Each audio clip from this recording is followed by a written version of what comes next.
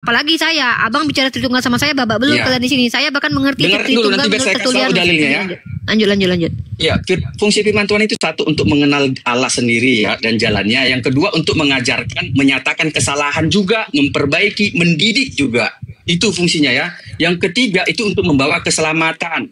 Yang keempat untuk menumbuhkan iman. Yang kelima apa? Untuk menerangi jalan hidup. Untuk yang keenam adalah untuk memperbarui hidup dan menjaga dari dosa. Yang ketujuh adalah untuk melengkapi dan mempersenjatai orang percaya.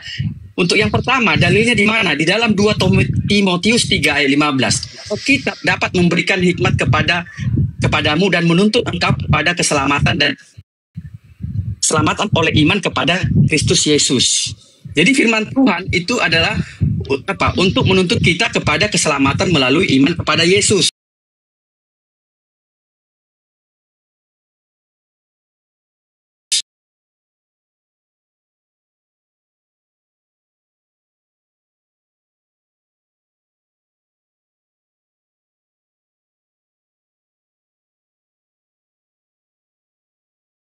Melalui firman Tuhan kita mengenal siapa Allah yang sejati dan mengenal Kristus itu, ya kan? Artinya apa? Berarti Alkitab itu untuk mengenal Allah dan jalannya. Yang kedua apa? Di dalam 2 Timotius 3 ayat 16 sampai 17 untuk mengajarkan, menyatakan kesalahan, memperbaiki, mendidik.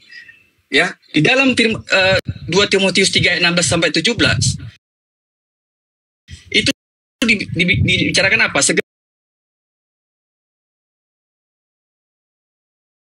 Segala tulisan yang diilhamkan Allah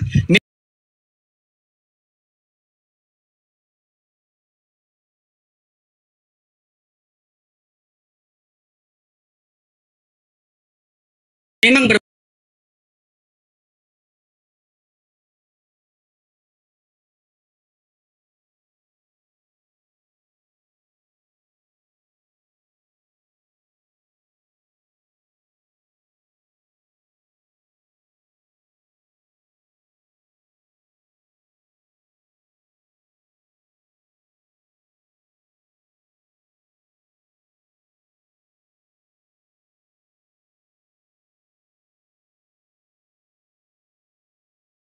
ya kan?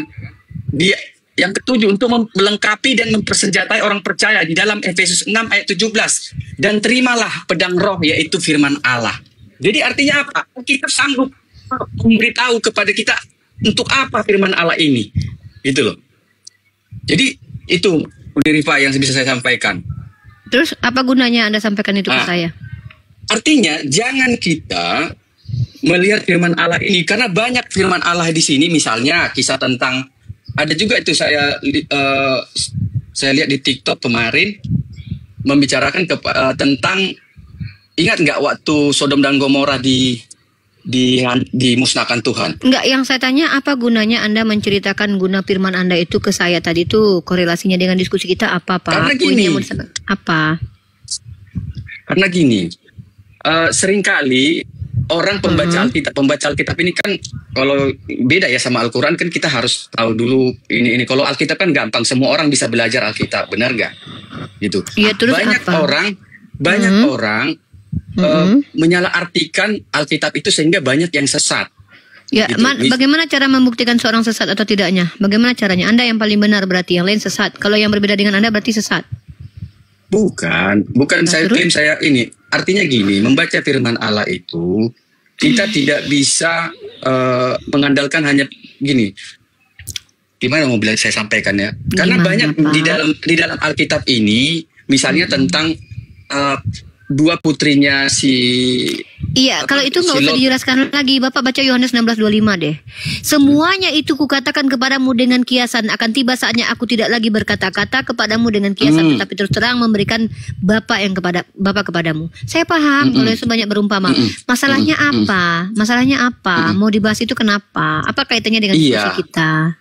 Karena Uniripa tadi bilang kalau dikasih ditampar pipi kirimu. Oh, berarti itu kiasan toh. Dimaksud Iya kan, Oh ya emang sudah. begitu kan. Makanya Ya sudah, saya kalau bilang begitu, itu jangan teman-teman. ditelan mentah-mentah Uni Rifa. Iya udah kalau gitu.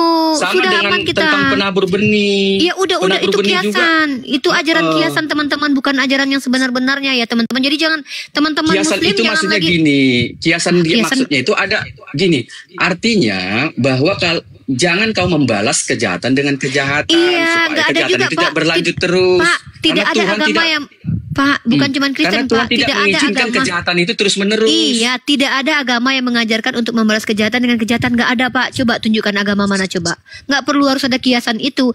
Yang saya maksud di sini adalah teman-teman Muslim. Besok-besok jangan kalian puji-puji lagi orang Kristen ini. Jangan kalian tampar mereka ya. Karena kalau kalian tampar mereka, mereka balas. Karena kalau Yesus berkata, apabila ditampar pipi kiri kasih kanan, itu cuma kiasan doang, teman-teman. Ya, nggak aslinya kayak gitu. Ya. Awas lo kalian. Coba saya tanya, ditampar itu kejahatan nggak itu menampar orang? Menampar orang tanpa sebab kejahatan, tapi membalas tampar orang Iya. bukan kejahatan. Siapa Bukan bilang membalas berarti itu kita adalah harus- kejahatan? Gini, Kalau memang membalas adalah kejahatan, maka setiap pembalasan kejahatan di dunia ini kejahatan. Wah, itu yang namanya kejahatan. Artinya gini apa? loh. Kezoliman itu. Kan, enggak, kita sepakat dulu, menampar itu perbuatan jahat nggak? Pak, saya sudah jujur, saya tidak mau berkali-kali loh menjawab. Menampar tanpa alasan itu kejahatan. Iya, Tapi kalau kita menampar kasih lagi ada ke alasan kanan, belum berarti kita tentu membiarkan kejahatan. kejahatan itu enggak. Aduh, Bapak Makanya ini. jangan Bu. diartikan. Kalau kita mengartikan, Aduh, yang ditanya apa? Yang dia Iya, omongin. gimana, Oh, pusing deh. sorry. Bapak Iya, katanya, Uni Rifa, menampar jahat nggak? Saya jawab, menampar tanpa alasan itu jahat. Menampar orang yang mau memperkodok anakmu itu bukan kejahatan, tapi melakukan perlindungan diri. Sejak kapan menampar? Berarti bapak kalau anak bapak diperkodok, bapak diam aja gitu? Diam aja, bapak telepon polisi, polisinya pun harus Islam, karena kalau polisi laki-laki yang Kristen nggak boleh membalas gitu. Oh, saya mau minta tolong sama teman-teman Islam aja lah, orang Islam boleh nih memukul bapak ini, kayak gitu. Bapak tolonglah Pak, bapak belajarlah esensi. Presiden kita itu menghukum para pelaku kejahatan dengan ditembak dor, para pelaku bom Bali. Menurut bapak pantas tidak ditembak dor? Pantas. Kenapa? Dia menghabisi nyawa banyak orang. Apakah ada yang melarang? Jangan ditembak mati ini nih. Disupport sama orang Kristen semuanya. Karena mereka telah mendor Bali. Jangan hipokrit kalian. Inilah yang dimaksud dengan keadilan. Ketika orang itu jahat, maka dia harus menerima kejahatannya. Bukan berarti ketika diperkodok bininya, istri Anda diperkodok, Anda perkodok bininya, itu baru namanya membalas kejahatan dengan kejahatan yang sama. Tapi apa hukumannya? Makanya Islam hadir. Islam itu ketika kejahatan itu Tuhan berikan hukuman dunianya untuk dilaksanakan supaya orang jera, supaya kejahatan itu berhenti.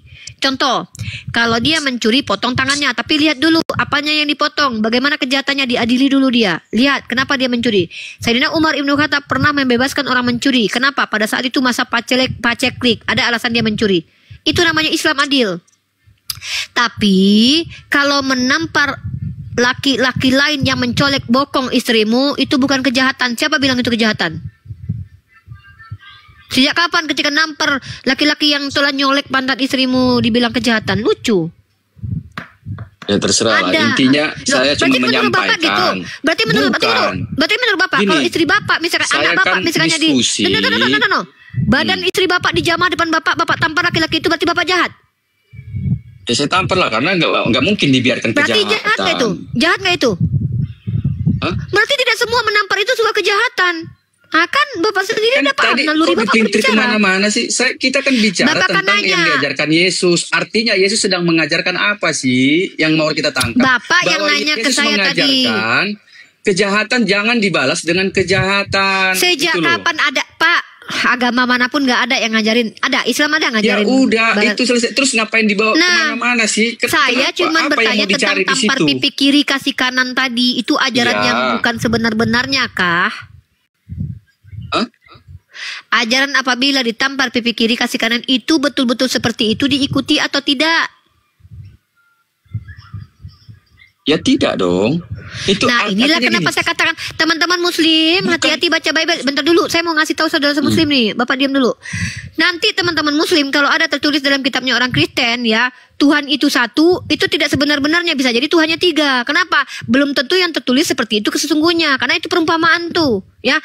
Kalau kalian ditampar pipi kiri kasih kanan, jangan kalian lakukan ke orang Kristen. Kenapa? Itu tidak seperti itu, karena itu cuma itu kiasan doang.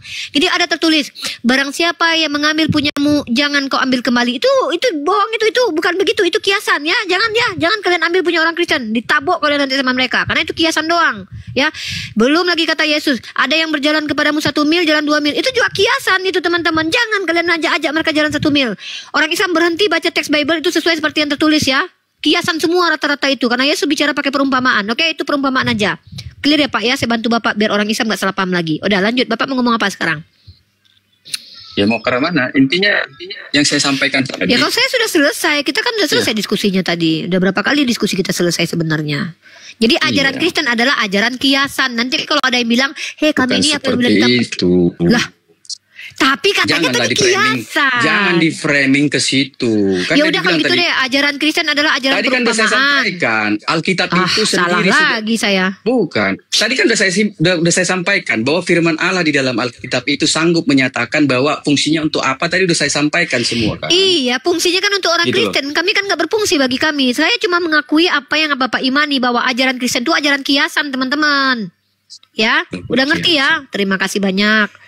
Tentang perumpamaan tadi katanya belajar Alkitab, saya tanya tentang perumpamaan tentang benih aja. Ngapain saya belajar perumpamaan Alkitab? Saya belajar kitab Bapak membaca. Bagaimana artinya perumpamaan tentang penabur benih? Misalnya gunanya saya belajar itu ini. Apa? Lah, supaya Uni Rifa tahu. Loh, ngapain saya belajar itu? Karena ada kaitannya kan seperti Kristen. Yang dilakukan Uni Rifa sendiri. Saya gitu kan bukan Uni Kristen, Rifa itu Pak, tahu tentang firman Allah. Tapi kenapa Uni Rifa masih tetap mengeraskan hati? Yang wajib belajar itu Bapak. Pak, yang wajib belajar itu Bapak. Enggak, biar saya sampaikan. Ini terakhir sebelum penutup ya. Izinkan saya menyampaikan. Ya, sampaikanlah. Saya turun. Silakan. Oke. Tentang penabur. Bentar. Mana tadi ya ayatnya, aku lupa. Bentar ya. Aduh. Udah lupa lagi. Tadi saya udah tandain. Intinya ajaran Kristen, ajaran perumpamaan. Fik, terima kasih. Besok aku bikin judulnya. Kalau mau di framing ke situ ya. Aduh, tadi katanya begitu. Ini ajaran perumpamaan atau enggak Pak? Itu perumpamaan atau enggak tuh? Ajaran tampar pipi kiri kasih kanan. Bapak ini enggak konsisten. Tadi katanya ajaran perumpamaan, sekarang bukan lagi. Tadi iya lagi, sekarang iya lagi. Bolak-balik kita diskusi. Perumpamaan enggak nih? Perumpamaan enggak? Kalau enggak kami minta Sherlock nih, mau tampar pipi Bapak nih. Kalau kita mah orang Islam tegas-tegasan. Tidak Uni Rifa, itu ajaran sejati. Kami harus mengikuti Yesus. Apabila ditampar pipi kiri, kasih kanan. Oke, Sherlock. Nah, kan Sherlock. Nah, kan gitu. Enak dengan kami diskusi. Oh, tidak Rifa, itu alegori atau perumpamaan. Oh, ajaran perumpamaan ternyata. Yaudah deh, udah enggak apa-apa. Di dalam gitu, mungkin Uni Rifa juga bisa baca ya. Di dalam Matius 13 ayat tapi Bapak ini baik ya, respect saya. Saya senang Bapak ini respect ya. Sehat-sehat terus Bapak ya. Ya, sama-sama. Ya, Bapak siapa nama aslinya Pak? Pak Junta asli namanya. Boru Junta Bapak. Oh, Marga. Nama asli Bapak siapa? Boru masa laki-laki. Boru itu untuk cewek ya? Boru itu untuk cewek. Oh, maaf. Iya. Itu apa namanya? Marga. Marga, Junta itu Marga. Oh, iya, Bapak Marga. Berarti Bapak orang Junta. Simanjunta. Oh, Simanjunta Bapak. Iya, Simanjunta nomor 15, makanya dibuat 15 di situ kan. Oh, nomor 15 nomornya itu ada. Keturunannya. Urutan keturunannya. Iya, saya keturunan 15 Simanjunta. Oh, iya. Udah punya istri Bapak kan? Sudah. Nah, salamlah buat Eda ya. Ya, terima kasih Uni Rifa. Saya bacakan dulu ya. Ya, silakan. Saya bacakan dulu sebelum saya turun. Boleh. Tentang perumpamaan penjelasan Yesus tentang penabur benih. Yaitu di dalam Matius 13 ayat 18 sampai 23. Karena itu dengarkanlah arti perumpamaan penabur ini. Kepada setiap orang yang mendengar firman tentang kerajaan sorga, tetapi tidak mengerti, datanglah si jahat dan merampas yang ditaburkan dalam hati orang itu. Itulah benih yang ditabur di pinggir jalan. Benih yang ditabur di tanah yang berbatu.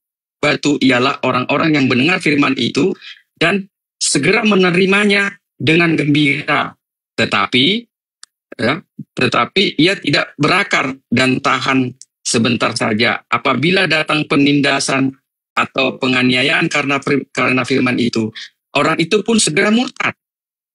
Yang ditabur di tengah semak duri ialah orang yang mendengar firman itu, lalu kekhawatiran dunia ini dan tipu daya kekayaan menghimpit firman itu, sehingga tidak berbuah. Yang ditabur di tanah yang baik ialah orang yang mendengar firman itu dan mengerti, dan karena itu ia berbuah. Ada yang 100 kali lipat, ada yang 60 kali lipat, ada yang 30 kali lipat. Artinya apa? Benih itu adalah firman Tuhan. Firman Tuhan itu bisa, itu tadi dikasih tahu kan. Nah, kalau saya bisa simpulkan secara pribadi, tapi jangan sakit hati ya, Unirifa.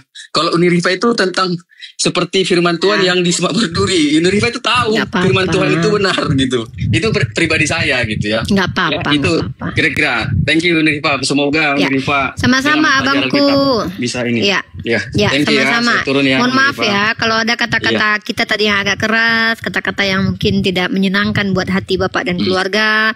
Namanya diskusi, tetap berdiskusi. Debat itu biasa. Yang tidak boleh adalah ketika perdebatan menjadikan kita saling menghabisi satu sama lain, saling menjelek-jelekan satu sama lain, saling memusuhi satu sama lain. Andai pun Bapak Junta ketemu sama saya, ya kita bertemu, ya mungkin Bapak dengan keluarga bertemu di suatu rumah makan, bisa jadi Bapak traktir saya makan, bisa jadi sebaliknya. Jadi bukan karena kita diskusi ini kita saling bermusuhan. Kita tidak pernah sama satu lain itu saling menyakiti, bahkan kita belum kenal sebelumnya. Jadi tidak perlu kita saling bermusuhan. Kalaupun ada perkataan saya boleh kasih penilaian pribadi nggak? Ya, boleh. Pribadi dari apologet Islam ini yang saya lihat kayak Nanda dan lain-lain, hanya Unirifa yang masih bisa diterima ya kalau mau diskusi. Kalau yang lain-lain itu kayaknya apa ya? Jangan kayak gitu. Mungkin iya, Unirifa itu masih mungkin belajar ya. Jadi kayak kalau dibilang lebih kadarnya itu untuk berdiskusi itu lebih enak diajak diskusi itu Unirifa dibandingkan yang lain-lain itu. Lubang hidung saya nih, Pak. Kalau yang lain itu malah kayak ini ya, kalau saya kasih penilaian pribadi kayak Bang Zuma itu nanti apa isi ayatnya yang dibicarakan lain, yang dibacakan dia balik-balikan gitu. Jadi kalau Unirifa beda, tapi Unirifa itu tidak mengada-ngada ayatnya, tapi dia memberikan pemikirannya sendiri tentang Alkitab itu. Nggak masalah, lebih enak diajak diskusi seperti itu daripada udah langsung membohongi ayat Alkitab yang dikutipnya gitu. Jadi kalau menurut pribadi saya, mungkin maksud Bapak gini, mungkin diajak diskusi. Saya harus luruskan dulu ya, karena bagaimanapun juga saya harus menunjukkan keadilan di sini. Mungkin maksud Bapak, Bapak menuduh Bang Zuma mempelintir Bible karena Bapak mendengarkan satu konten YouTube TikToker yang mana dia memperdengarkan Bang Zuma memutar seolah-olah. Tapi sebenarnya bukan begitu kisahnya. Saya punya videonya itu. Bang Zuma itu pada waktu itu abangku bilang gini, kalau memang Yesus harus disalibkan, maka isi Alkitabnya bukan begini. Kenapa? Dalam Alkitab itu kan tertulis begini, tidak mungkin orang benar dihukum bersama-sama orang jahat, kan begitu ayatnya. Lalu Bang Zuma bilang begini, kalau memang mau memaksakan Yesus orang benar dihukum bersama orang fasik, ayatnya harusnya nggak kayak gini, tapi harusnya begini bunyinya, hukumlah orang benar itu dengan orang fasik. Nah, ketika Bang Zuma bicara itu, dipotonglah videonya. Saya punya itu videonya, rekamannya itu. Bahkan saya mau meluruskan waktu itu, cuman saya belum sempat meluruskan di YouTube dan di TikTok karena saya waktu itu sedang masa mau tulis skripsi. Ya, padahal tidak begitu. Makanya Bang Junta, tak kenal maka tak sayang. Mungkin Abang coba ngobrol dulu dengan Bang Zuma. Mungkin. Nah, kalau Abang sudah ngobrol dengan Bang Zuma itu sebenarnya sama seperti kami ini. Beliau guru saya juga. Kalau yang ngomong sama beliau itu hanya bertanya saja dan tidak membuat framingan terhadap Islam, beliau sangat santun luar biasa. Tapi ketika sudah mulai masuk ke ranah menghina agama Islam, beliau sangat keras sekali. Karena memang beliau kan laki-laki, orang Makassar, orang Batak kan suaranya juga keras, tapi belum tentu hatinya keras kan. Nah, jadi mungkin itu yang Bapak maksud. Saya harus luruskan ini, tanggung jawab saya sebenarnya. Siap. Ada itu nama ini pengalaman dia pertama saya juga ini naik diskusi. Saya belum pernah masuk ke sini. Cuma makanya memang saya nggak mau bahas, saya nggak mau nanya Islam. Karena saya juga memang belum belajar, jadi nggak berani saya nyinggung-nyinggung. Saya cuman berdiskusinya ya agama Kristen dekat Alkitab itu. Makanya tadi saya nggak menanya-nanya tentang Islam. Dari suaranya, dari cara bicaranya Bapak ini kok. Dari kalau saya kan belajar psikologi karena saya ngambil jurusan PAI ya. Saya bisa, bukan sok tahu ya, orang yang pertama, orang yang terpelajar, orang yang mampu tenang dalam bicara itu, intonasi bicaranya itu ndak naik drastis, dia tenang seperti Bapak ini. Artinya Bapak ini, kalau boleh saya menilai juga secara pribadi, sebenarnya bukan orang yang punya tendensius masuk ke ruang debat itu untuk menyerang agama lain, tidak, tapi untuk membela keyakinannya. Karena dari tadi saya dengarkan itu intonasi bicaranya itu tenang dan dia tidak berubah, kemudian tidak membawa. Beda dengan Bapak A tadi. Bapak A tadi itu ada indikator bahwa dia ingin menyerang Islam juga. Kenapa? Karena dia berani membawa sesuatu yang tidak tertulis, mengatakan Nabi Muhammad mati diracun. Kan itu fitnah. Nah, jadi saya orang yang diperintahkan untuk bersikap adil. Maksudnya, kalau misalkannya Bapak Junta di sini diskusi akademik dengan saya sangat senang sekali. Kalau cuma bertanya saya pun saya senang sekali. Kalau hanya untuk menjelaskan pun, ini mungkin saya harus batasi. Kenapa? Room ini kan room Islam. Prioritasnya adalah mengajarkan Islam. Tapi kalau ada teman-teman Kristen menjelaskan agamanya, tentu kalau emang itu sesuai dengan Bible, kita tidak boleh kritisi. Tapi kalau tidak sesuai dengan Bible, tidak sesuai dengan skolar-skolar, kita boleh kasih tahu loh. Menurut ini begini loh. Itu namanya dialektika. Jadi begitu Pak Junta. Saran saya kalau Bapak memang ingin terjun di dunia dialektika ini, saran saya adalah Bapak, ini saran saya Pak. Kalau Bapak niatnya untuk follower dan uang, Bapak jadilah penghujat. Akan banyak yang mensupport Bapak. Tapi kalau Bapak betul-betul baik dan betul-betul mengajarkan ajaran Yesus yang katanya ajaran kasih, walaupun itu perumpamaan tadi ya, Bapak hanya akan berakhir seperti Pak Budi Asali, Pak MYM, kemudian seperti teman-teman Kristen Yohanes lainnya kayak Mikana akan ditinggalkan pelan-pelan. Tapi kalau Bapak ingin terkenal di TikTok, ya, Bapak tiru Edis sama RK, sama Agatha dan Sopiatul, hujat Islam habis-habisan. Bapak akan diikuti oleh teman-teman Kristen Bapak. Coba Bapak lihat.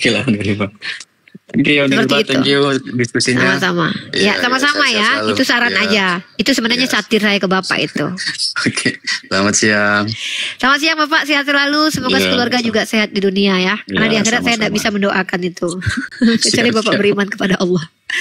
Siap. Terima kasih Pak Junta. Kalau Bapak mau turun saya bantu turunkan. Iya. Bolehlah dibantu turunkan. Ya, sehat-sehat Pak Junta. Luar biasa respect dengan Pak Junta. Luar biasa teman-teman ya. Luar biasa, keren sekali. Ya, jadi tidak semua teman-teman Kristen itu memang motivasi masuk ke ranah TikTok itu mereka tuh nyerang Islam teman-teman. Ada yang ke-trigger, ada yang memang motivasinya untuk menghujat.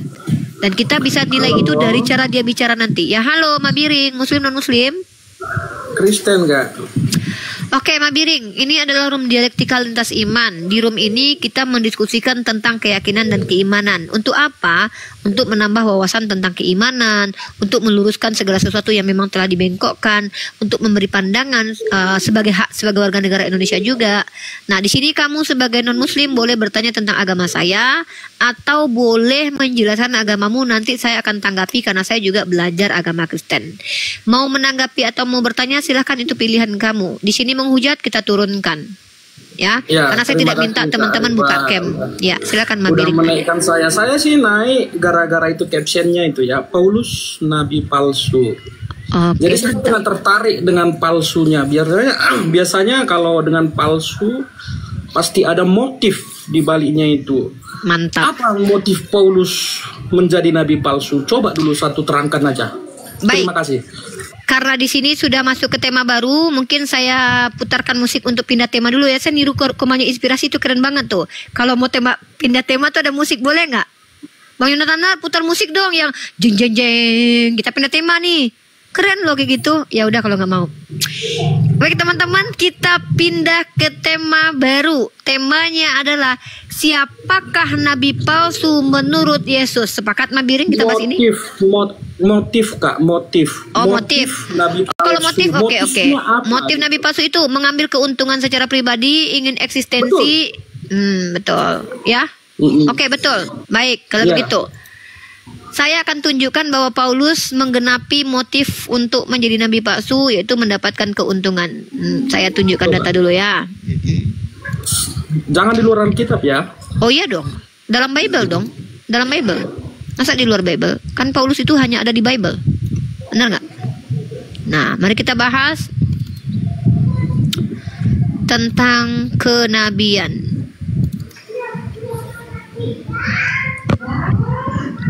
Di-mute dulu adikku, Mabiring. Abang bilang kau itu adik kau. Berapa umurmu? Adik-adik aku rupanya. Wah, muda aku kata dia loh. Berapa umur rupanya, Bang? Berapa umur Abang? Hah? Baru kali ini aku diadik-adikkan orang loh.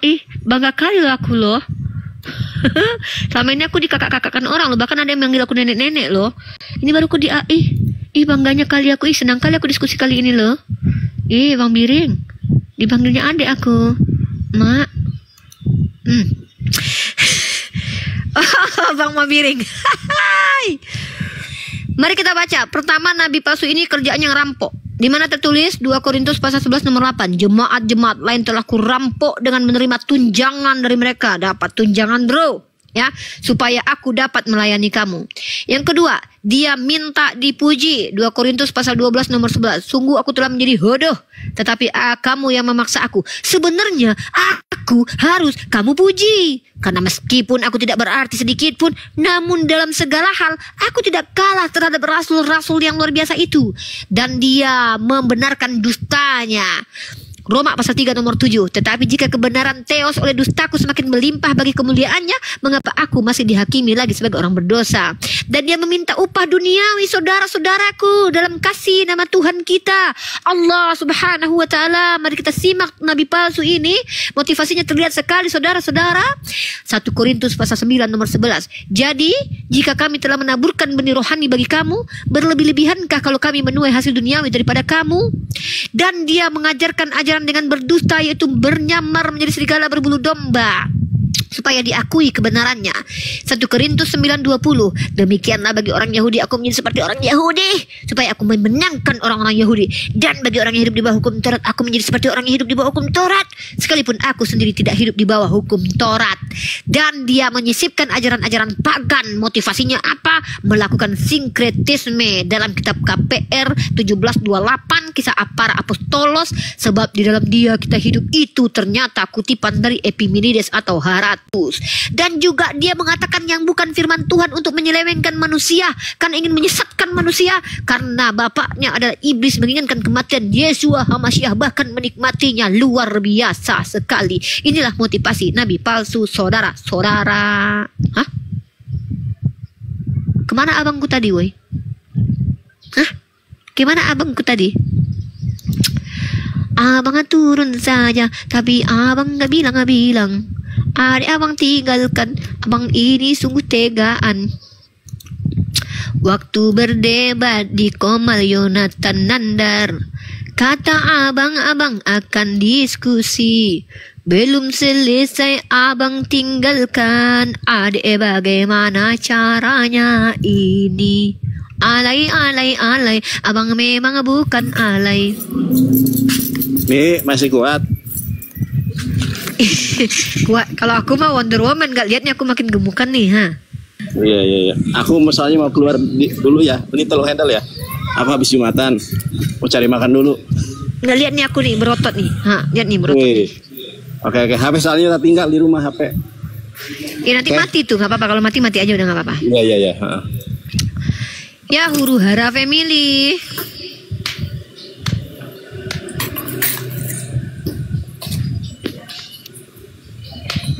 Huru hara family.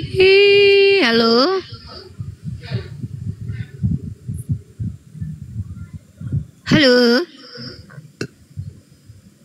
Oke lah, kalau gitu Bunda hibur dulu ya. Udah capek kita belajar terus ya, kita hiburan dulu. Bunda mau menyanyi dulu, Bunda. Saya ini Bunda Gembala. Bunda Gembala mengembalakan domba. Inilah kerja saya, mengembala domba. Apa yang ku pikirkan lagi? Kalau domba saya gembalakan, serigala saya cabut bulunya. Kalau Anda serigala berbulu domba, saya kupas kulit mukanya. Rasa sayangnya, lihat Uni Rifa, kawan Kristen dapat ilmu. Rasa sayangnya, Uni Rifa tunggu domba, juga anak serigala. Kalau mau jadi domba, silakan saja. Tapi kalau sama Bunda jadikan manusia. Rasa sayangnya, lihat negeri indah di Bukit Golgota. Kalau jadi anak serigala, sini Bunda kuliti, Bunda cabut mukanya, asal jangan lihat anunya. Rasa sayangnya, lihat negeri Golgota, sungguh ngeri tempat itu tuh. Apa pula itu? Tuh. Waduh, dapat mahkotaku. Mahkotanya pakai salib pula. Ini kok begitu? Mahkota paus dikasih ke aku. Ada salibnya di atas. Ada nggak mahkota yang lambangnya Putri Duyung di atas? Nggak apa-apa, dikirim. Halo, huru hara family. Lio Lio yo yo i. Lio Lio Lio Lio i. Lio Lio Lio Lio Lio. Halo, huru hara family. Lio Lio yo yo i. Yo yo yo yo yo i. Halo, huru hara family. Halo. Oke, saya turunkan. Saya ini ibu gembala. Lio Lio iyo iyo iyo iyo. Inilah kerja saya, mengembala domba dan memecut para serigala. Kalau mau jadi domba silahkan bersama bunda. Nanti bunda usap palanya langsung kamu jadi manusia. Kalau mau jadi serigala boleh juga kesini-sini. Nanti bunda buka-bukanya asal jangan lihat anunya. Rasa sayang, rasa sayang. Ayo, ada lagi? Nggak ada lagi? Ini bahaya nih Yonatan Nandar nih, live-nya dijeda nih. Gimana maksudnya nih? Katanya HP-nya ditinggal di rumah nih Om. Apa nih maksudnya nih Om? Serius nggak nih? Aduh, anunya itu dalam Bible. Pergilah ke rumah si Anu, itu maksudnya. Ya, jadi di dalam Bible itu ada dalil pergilah ke rumah si Anu, maksudnya itu ya. Rasa sayang, rasa sayang, jangan sampai kalian pergi ke rumah si Anu. Yonatan Nandar nih minta disalib ini nih. Tengok dia nih. Mana dia nih? Telepon dulu dia nih.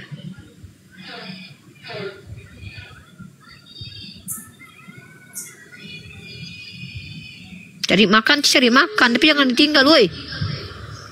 Hah. Ari masih akan kumaha eta si HP ditinggal wae atuh itu eta jeda kumaha eta eneng tidak bisa menaikkan netizen atuh eta aya fitur multi untuk ruang ini telah dimatikan kumaha eta Yonatan Nandar etanya. Ayo sudahlah nyanyi aja kita lagi. Oke, yang di YouTube kita selesaikan, tutup. Wabillahi taufiq wal hidayah. Assalamualaikum warahmatullahi wabarakatuh. Saya ini Bunda Gembala. Iyo iyo Bunda iyo Bunda iyo Bunda iyo. Karena saya dari Minang, suko yang iyo iyo. Karena kami iyo iyo. Lio Lio iyo iyo iyo iyo iyo iyo iyo iyo iyo iyo iyo. Saya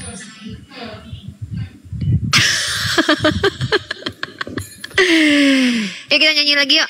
Kita nyanyi lagi. Kita nyanyi yang benar ya. Kita nyanyi serius nih. Saya mau nyanyikan lagu rohani buat teman-teman Kristen ya.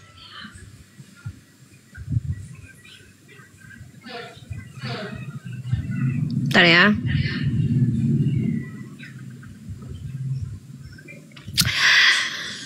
Aku percaya Yesus hadir ke dunia bukan sebagai Tuhan, apalagi sesembahan.